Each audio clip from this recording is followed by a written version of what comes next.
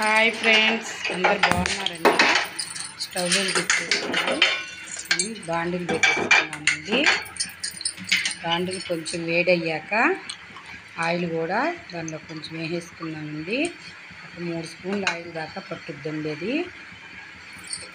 చూడండి ఫ్రెండ్స్, ఇప్పుడు మనం అటుకులు కొంచెం నూనెలో బాగా వేసుకున్నామండి. ఒక 2 నిమిషాల పాటు బాగా వేయించేసుకుందాము. అటుకులు కూడా వేగిపోయాయి ఫ్రెండ్స్, రెడీ అయిపోయాయండి. అవి వేరే ప్లేట్లోకి తీసుకుంటాము. కరివేపాకు కూడా కొంచెం వేసుకున్నామండి. కరివేపాకు కూడా బాగా ఆయిల్లో వేయించుతాను. ఇప్పుడు వేరుశనగపప్పు కూడా వేసి బాగా వేయించేసుకొని తర్వాత జీలకర్ర, ఆవాలు 2 కూడా యాడ్ చేసేసుకున్నామండి. చుట్టుపక్కల వేగుతున్నామండి. శనగలు కూడా కొన్ని వేసేసుకున్నామండి. శనగలు కూడా అలా వేయించేసుకున్నాము. వేగిపోయాయి ఫ్రెండ్స్. ఇప్పుడు చిటికెడు పసుపు కూడా వేసేసుకున్నామండి. కొంచెం సాల్ట్ కూడా యాడ్ చేసుకున్నామండి.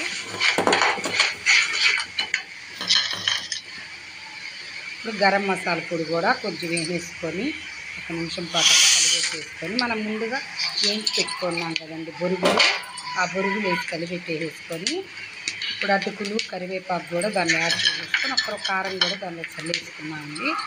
ఇప్పుడు వేసేసుకున్నాము. 1 నిమిషం పాటు కలిపెట్టేసి రెడీ అయిపోయింది ఫ్రెండ్స్. అటుకులు, బొరుగులు 2 కలిపి చేశానండి. మీరు కూడా ఒకసారి తిని టేస్ట్ చూడండి. బొరుగులు మిక్చర్ చాలా బాగుంటుందండి. నేనే రెడీ చేశానండి. మీరు కూడా తిని ఒకసారి చూడండి ఫ్రెండ్స్. Thank you.